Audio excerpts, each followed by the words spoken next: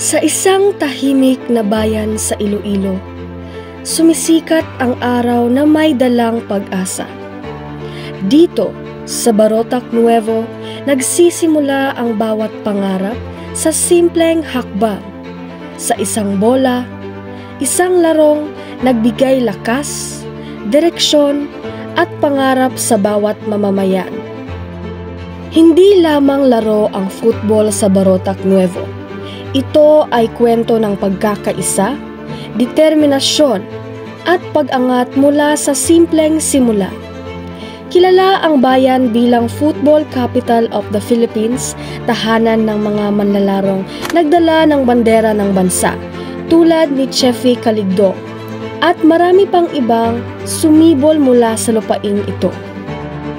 Sa bawat sigaw ng suporta, sa bawat pagtakbo ng mga batang nangangarap, makikita ang isang komunidad na buo, isang bayan na pinagbubuklod ng kultura, pananampalataya at pagmamahal sa sport na ito. Sa Barotac Nuevo, naunawaan ko na ang sports ay higit pa sa laro.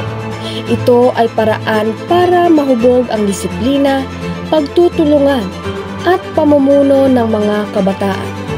Sa araw-araw na buhay, nagiging inspirasyon ito para magpatuloy ang mga programa para sa kabataan at pag-unlad ng komunidad na nagbibigay direksyon sa susunod na henerasyon.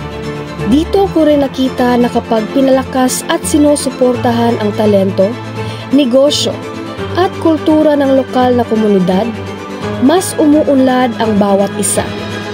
Ang tagumpay ay hindi lamang para sa sarili. Ito ay tagumpay ng buong bayan. Habang mas nakikilala ko ang Barotac Nuevo, unti-unti kong naunawaan na ang isang lugar ay hindi sinusukat ng laki, kundi ng tibok ng puso ng mga taong nandito. Dito ko nakita na ang pangarap ay lumalago kapag pinagtutulungan, kapag may pagkakaisa at suporta mula sa komunidad. Nakita ko dito ang tapang, sipag at puso ng mga Pilipino. At dahil doon, mas handa akong mangarap, magsikap at tumulong sa pag-angat ng aking komunidad.